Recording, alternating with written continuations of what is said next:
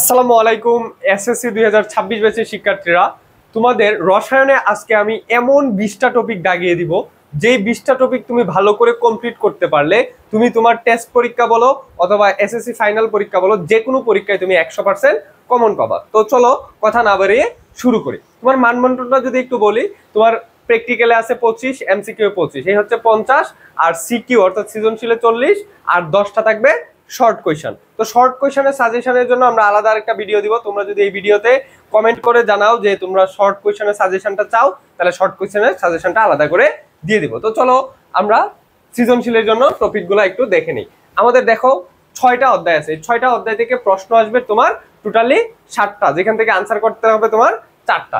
তো এই ক্ষেত্রে তোমার যদি এই 6টা অধ্যায় সবগুলাই কমপ্লিট করা না থাকে, সেক্ষেত্রে তুমি যদি চাও যে একটা অধ্যায় স্কিপ করবা, সেক্ষেত্রে একটা বা দুইটা অধ্যায় তুমি স্কিপ করতে পারো। তাহলে এটার জন্য তোমার আগে বুদ্ধিটা বুঝতে হবে। দেখো, তোমার যেহেতু 7টা সৃজনশীল আসবে, পদার্থের গঠন থেকে আসবে একটা, পর্যায় সারণী থেকে আসবে একটা, রাসায়নিক বন্ধন থেকে আসবে একটা, মূলের ধারণা এবং রাসায়নিক গণনা থেকে একটা, এবং রাসায়নিক বিক্রিয়া থেকে একটা, আর সর্বশেষ যে জীবাশ্ম অর্থাৎ অর্গানিক কেমিস্ট্রি, অর্গানিক কেমিস্ট্রি থেকে আসবে 2টা। তাহলে দেখো টোটাল কোয়েশ্চেন কটা হয়, 3টা, 5টা, 6টা, 7টা।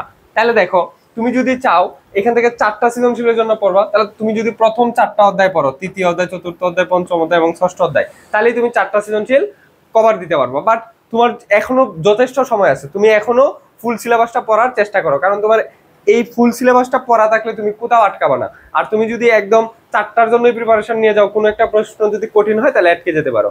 সেক্ষেত্রে তোমার এই সবগুলা চ্যাপ্টার আমি মাত্র 7টা ক্লাসে, 7টা ওয়ান শট ক্লাসে শেষ করে দিব। এই জন্য তুমি আমাদের ইউটিউব চ্যানেলে সাবস্ক্রাইব করতে পারো। 21 তারিখ থেকে আমাদের সবগুলা ক্লাস সিরিয়ালি দেওয়ার চেষ্টা করব।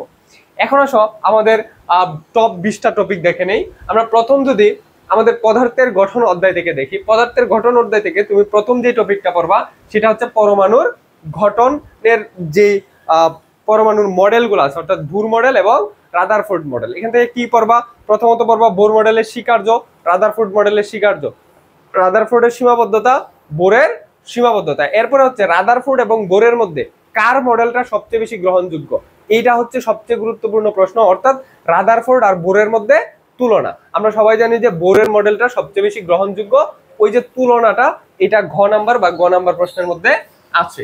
এরপর দেখো কৌণিক ভরবেগ, ওই যে বোরের স্বীকার্য থেকে mvr = nh/2 পাই, এইখান থেকে তুমি ভরবেগ, ইলেকট্রনের বেগ এবং ইলেকট্রনের শক্তি E = hc/μ, এটা থেকে প্রশ্ন আসবে। এরপর দেখো ইলেকট্রন বিন্যাসের ব্যতিক্রম, কতগুলো ইলেকট্রন মৌল আছে যাদের ইলেকট্রন বিন্যাসের ব্যতিক্রম ঘটে। যেমন একটা প্রশ্ন আসে, পটাশিয়ামের 19তম ইলেকট্রনটি 4s এ প্রবেশ না করে কেন 3d তে প্রবেশ করে, এবং ক্রোমিয়ামের ইলেকট্রন বিন্যাস এবং কপারের ইলেকট্রন বিন্যাস, এটা একটু পড়বা। যে পটাশিয়ামের 19তম ইলেকট্রন আর হচ্ছে ক্রোমিয়ামের ইলেকট্রন বিন্যাস এবং কপারের ইলেকট্রন বিন্যাস, তাইলে তুমি ইলেকট্রন বিন্যাসের ব্যতিক্রম থেকে কোনো জায়গায় আটকাবে না। এরপর হচ্ছে আপেক্ষিক পারমাণবিক ভর। আপেক্ষিক পারমাণবিক ভর কোত্থেকে আসে, শতকরা থেকে, শতকরা পার্সেন্টেজ দেওয়া থাকে এবং সেখান থেকে আপেক্ষিক পারমাণবিক ভর বের করা লাগে, অথবা একটি পরমাণুর ভর ডিভাইডেড বাই কার্বন 12 আইসোটোপের 12 ভাগের 1 অংশ বা 1 mu দ্বারা ভাগ করে যে আপেক্ষিক পারমাণবিক ভরটা বের করতে হয় সেটা। আর সর্বশেষ হচ্ছে আইসোটোপের ব্যবহার। এইখান থেকে এমসিকিউ খুব বেশি আসবে, ঠিক আছে। আর এটা যদি তোমার স্যাররা মনে করে যে তোমাকে একটু সহজ কোয়েশ্চেন করবে, অর্থাৎ বর্ণনামূলক লেখার জন্য প্রশ্ন দিবে, তাহলে এটা গ নম্বরে দিতে পারে যে আইসোটোপের ব্যবহারগুলো লেখো। দেখবা আইসোটোপের কৃষিক্ষেত্রে ব্যবহার, চিকিৎসা ক্ষেত্রে ব্যবহার, এরপরে হচ্ছে গবেষণায় ব্যবহার, ইত্যাদি বিভিন্ন ধরনের ব্যবহারগুলো আছে, ওইগুলো একটু পড়ে নিবা। এরপরে আসো আমাদের পর্যায় সারণী, খুবই গুরুত্বপূর্ণ একটা চ্যাপ্টার, এটাকে বলা হয় মাদার অফ কেমিস্ট্রি। পর্যায় সারণী হচ্ছে মাদার অফ কেমিস্ট্রি। এখান থেকে তুমি যে টপিকগুলো পড়বা, প্রথমতই হচ্ছে এটা গ নাম্বার প্রশ্নের জন্য, গ নাম্বার প্রশ্নের জন্য পড়বা ইলেকট্রন বিন্যাসের সাহায্যে পর্যায় সারণীতে অবস্থান নির্ণয়। এস ব্লক মৌলের অবস্থান কি হবে, পি ব্লক মৌলের অবস্থান কি হবে এবং ডি ব্লক মৌলের অবস্থান কি হবে, অর্থাৎ পর্যায় সংখ্যা নির্ণয় এবং গ্রুপ সংখ্যা নির্ণয়। এই টপিকটা গ নাম্বার প্রশ্নের জন্য এটা আসবেই আসবে। এরপর হচ্ছে মৌলের পর্যায়বৃত্ত ধর্ম, অর্থাৎ এখানে কি আছে, দাতব ধর্ম, অদাতব ধর্ম, আয়নীকরণ শক্তি, ইলেকট্রন আসক্তি এবং তড়িৎ ঋণাত্মকতা। এখান থেকে সবচেয়ে বেশি গুরুত্বপূর্ণ হচ্ছে আয়নীকরণ শক্তি, আয়নীকরণ শক্তি এবং ইলেকট্রন আসক্তি, ইলেকট্রন আসক্তি প্লাস হচ্ছে পারমাণবিক আকার বা ব্যাসার্ধ, পারমাণবিক আকার বা ব্যাসার্ধ, এটা সবচেয়ে বেশি গুরুত্বপূর্ণ। আর সবচেয়ে বেশি গুরুত্বপূর্ণ হচ্ছে আয়নীকরণ শক্তি। আয়নীকরণ শক্তির মধ্যে তোমরা যেটাকে বলা হয় ব্যতিক্রম বলো, যেমন নাইট্রোজেন অক্সিজেনের মধ্যে ব্যতিক্রম বলো, ম্যাগনেসিয়াম অ্যালুমিনিয়ামের মধ্যে ব্যতিক্রম বলো, ফসফরাস সালফারের মধ্যে ব্যতিক্রম বলো, এই যে ব্যতিক্রম যেগুলো, অর্থাৎ এগুলো কিন্তু ব্যতিক্রম না, এগুলোর মূল নিয়ম আছে, তোমরা জানো না বিধায় এগুলাকে ব্যতিক্রম বলো। এই টপিকগুলো আমি কিন্তু আমার ওয়ান শট ক্লাসে পড়ায় দিব, তোমরা চাইলে ওই ক্লাসটা দেখতে পারো। আচ্ছা, এরপরে দেখো হ্যালোজেন মৌলসমূহের বিক্রিয়া, অর্থাৎ ফ্লোরিন ক্লোরিন এবং ব্রোমিন আয়োডিনের, ফ্লোরিন ক্লোরিন ব্রোমিন আয়োডিন, এদের যে বিক্রিয়াগুলো আছে, অর্থাৎ একই গ্রুপের মৌলসমূহ একই ধরনের ধর্ম প্রদর্শন করে, এই প্রশ্নটা এটা আসতে পারে। এটা ময়মনসিংহ বোর্ড 2021 সালে আসছিল এবং গত বছরও এই প্রশ্নটা আসছে। এরপরে দেখো মূলের ধারণা এবং রাসায়নিক গণনা, এই অধ্যায়টা খুবই গুরুত্বপূর্ণ এবং এই অধ্যায়টা যদি তুমি পারো তাহলে এই অধ্যায় থেকে 10-এ 10 পাও কোনো ব্যাপারই না, কারণ এটা টোটালি একটা ম্যাথমেটিক্যাল চ্যাপ্টার। ম্যাথগুলো পারলে এবং ইজি ইজি ম্যাথ আছে, একটা সূত্র দিয়ে অনেকগুলো ম্যাথ করে ফেলা যায়, সেটা থেকে প্রশ্ন আসবে। তাহলে দেখো আমরা যদি মূলের ধারণা এবং রাসায়নিক গণনাটা বলি, তাহলে মূল সম্পর্কিত যে ম্যাথ, এই যে এটা n = W/m d/2.4 লিটার, এরপর হচ্ছে SB, এই যে সূত্রটা আছে n/na, এই সূত্র থেকে যে ম্যাথগুলা হয় সেই সবগুলা ম্যাথ থেকে প্রশ্ন আসতে পারে গ নাম্বার কোশ্চেনে এবং এমসিকিউতে, গ নাম্বার এবং এমসিকিউতে। আর হচ্ছে মোলার দ্রবণ, সেমিমোলার, ডেসিমোলার, সেন্টিমোলার এবং মোলার দ্রবণ প্রস্তুতিতে কি পরিমাণ দ্রব প্রয়োজন, এই যে এই সূত্র W = SBM/1000, W = SBM/1000, এই সূত্র থেকে প্রশ্ন আসবে। এরপর দেখো শতকরা সংযুক্তি থেকে স্থূল সংকেত এবং আণবিক সংকেত, শতকরা সংযুক্তি দেওয়া থাকবে, সেখান থেকে তোমার স্থূল সংকেত বের করতে হবে। আর আণবিক সংকেত বের করার জন্য হলে হয় আণবিক ভর দেওয়া থাকবে অথবা বাষ্প ঘনত্ব দেওয়া থাকবে। মনে রাখবা আণবিক ভর হচ্ছে বাষ্প ঘনত্বের দ্বিগুণ। আচ্ছা, এইটা থেকে প্রশ্ন আসতে পারে। এরপর হচ্ছে ঘ নাম্বার প্রশ্নের জন্য সবচেয়ে জনপ্রিয় টপিক হচ্ছে লিমিটিং বিক্রিয়ক, অর্থাৎ কোন বিক্রিয়কটি কোনো একটা বিক্রিয়া সবার আগে শেষ হয়ে যায় সেটাই হচ্ছে লিমিটিং বিক্রিয়ক। আর লিমিটিং বিক্রিয়ক বের করাটাই হচ্ছে এই অধ্যায়ের সবচেয়ে গুরুত্বপূর্ণ একটা প্রশ্ন, যেটা হচ্ছে একটা স্টোকিওমিতির অংশ।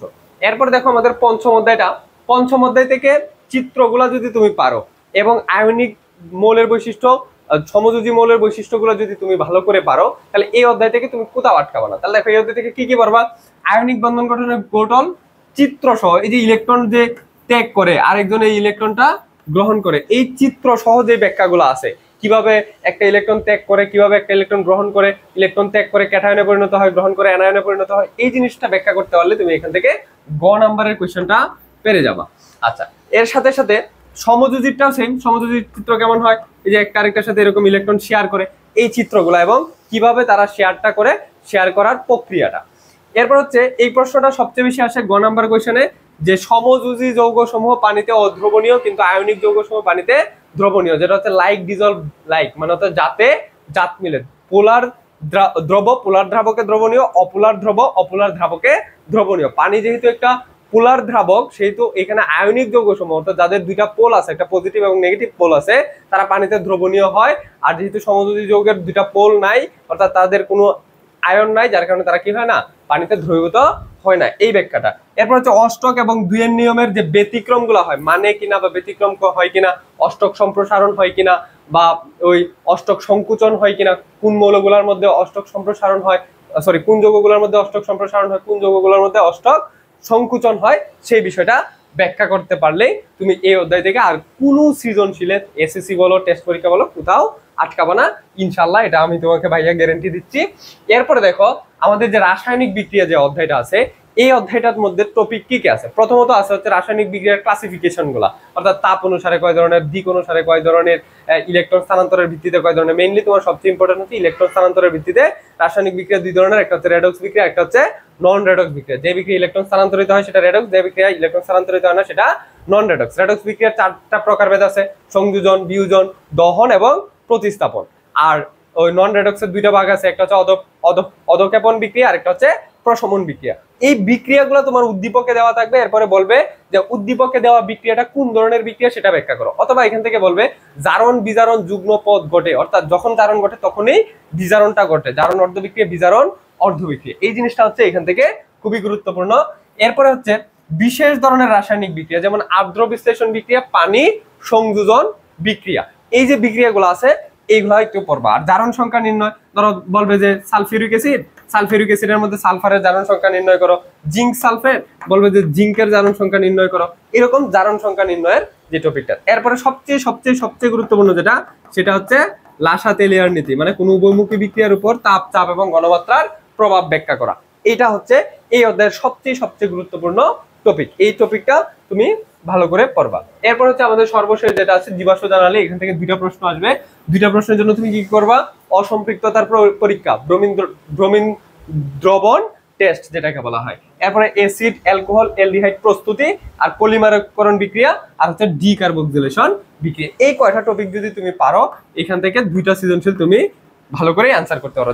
যারা এই অধ্যায়টা একটু হলেও মোটামুটি পড়ছো, তারা কাইন্ডলি আমার এই অধ্যায়ের যে ওয়ান শট ক্লাসটা সেটা দেখবা, তাহলে তোমার এই অধ্যায় থেকে দুইটা সৃজনশীলের দুইটাই তুমি অ্যান্সার করতে পারবা। দেখো এখান থেকে যদি তুমি দুইটা অ্যান্সার করতে পারো, তাহলে তোমার জন্য 4টা সৃজনশীল অ্যান্সার করা কোনো ব্যাপারই নাই। এই অধ্যায়টাকে বলা হয় রয়্যাল চ্যাপ্টার অফ কেমিস্ট্রি। এই চ্যাপ্টারটা তুমি পারলে তুমি কেমিস্ট্রির একজন রয়্যাল স্টুডেন্ট। সো এই টপিকগুলো তুমি ভালো করে পড়ো, তোমার এসএসসি তে কোথাও আটকাবে না ইনশাল্লাহ।